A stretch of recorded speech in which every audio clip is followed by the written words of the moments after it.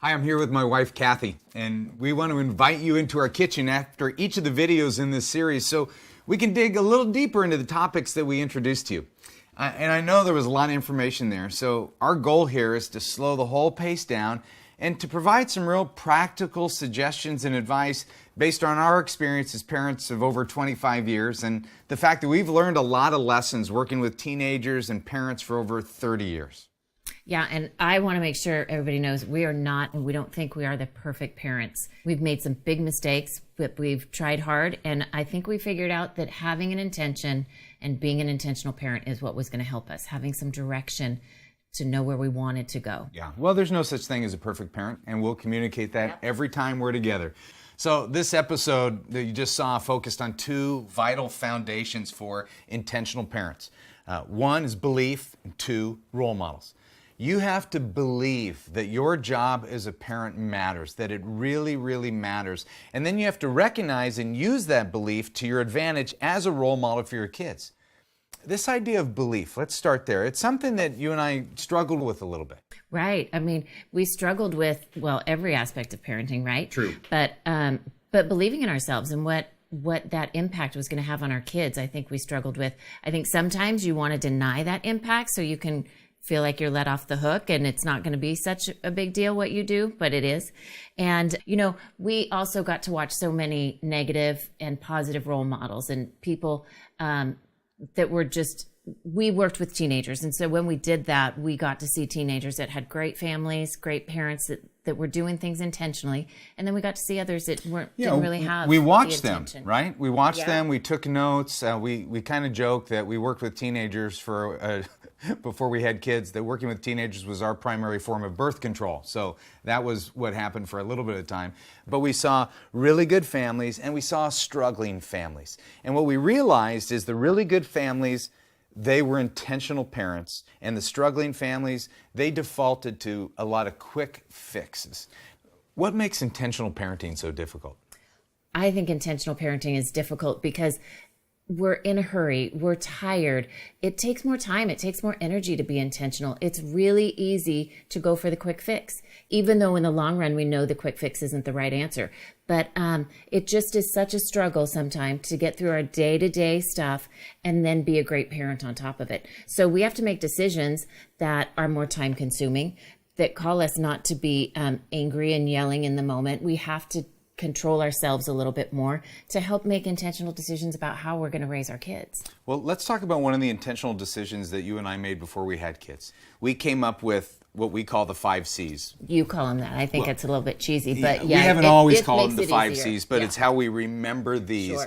These are the foundational element of intentional parents that we said by the time our kids get out of our house, we want them to possess some things. Why don't you share them? Okay, first of all is confidence. Yeah, we want our kids to have a sense of confidence that in a world where everybody's a follower, we wanted them to know who they are and whose they are, that they're going to be tempted to go in all these different directions. We wanted them to say, no, I know who I am. I can stand up for myself. And character. Character is what all families want, right? Yeah. They want their kids to be honest and have integrity, and they want them to make good decisions. So, that was a no-brainer, character. And convictions. Convictions is about faith, right? Yeah. We wanted them to believe what they believed, and it became a stronger faith that way. Is if they just say, oh, I'm a Christian because my mom and dad are, as soon as they leave the house, they dump that. Right. We want them to know what they believe. Exactly.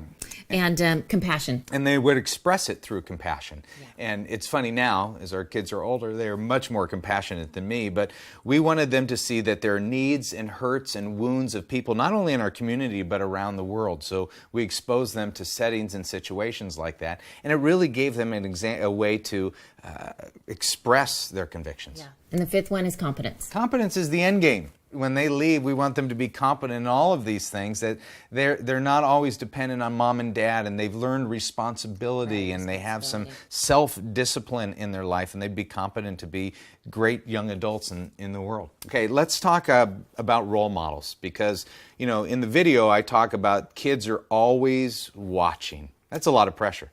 It is a lot of pressure, and we have to take it seriously, because just going back to those 5 C's, we have to be displaying those in our own lives. We have to be working on those, and we can't be compromising just because it's easy, because we ask our kids not to do that. So we have to take it seriously that our kids are watching us all the time. Yeah. Let's flip that, because we as parents are role models, but we also believe that intentional parenting brings other role models into their life. Right. And for us, that was a really fun element. We got to hang out with great people. We surrounded ourselves in small groups with people that displayed these 5 C's, or, that we didn't necessarily make them go through a checklist to make sure they met our criteria to be our friends or anything.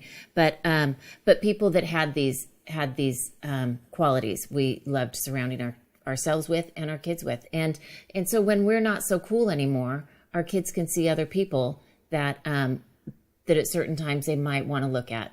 We're the ones who disciplined him today, and we go off to the pizza place at night, and they'd rather hang out with a different, more fun adult who didn't have to discipline him during the day. If you're a parent and you have young kids, you can't even imagine the fact that there's going to be a time, and it's coming, where your kids aren't going to think you're as wonderful, and they're not going to race in the house and want your hugs and all that. And so really that's a time when it was so important for us to have other significant adults in their life that they wanted to be like. I can remember a conversation we had at the house about a guy named Eddie.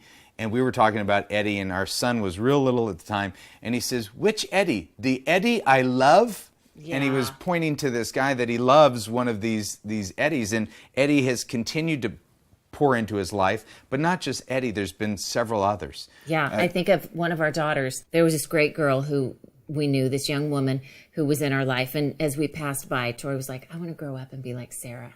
And we knew Sarah. We loved Sarah. She was gregarious. She was compassionate. She knew what she believed. These 5 C's, we could have gone, "Can you be our child? Because we like you so much because you display these things." But it was such an affirmation of having other people in Tori's life that she could look at and have another role model. Yeah, that's big. Role models as parents and getting role models in their life. So please hear this. Kathy and I, we don't want you to just take our 5 C's. We want you to come up with your own qualities that you'll value and then you'll fight for, whether they're C's or D's or Q's or they don't alliterate at all. You just need to define what qualities are most important to you and then start becoming intentional about modeling them yourself. So here's the homework. Find some time to go through the belief and the role model sections in your workbook.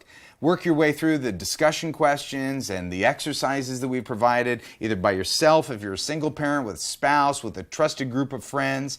And as you do this, you're going to begin to develop your own set of values. And that's step 1 in your journey in becoming an intentional parent.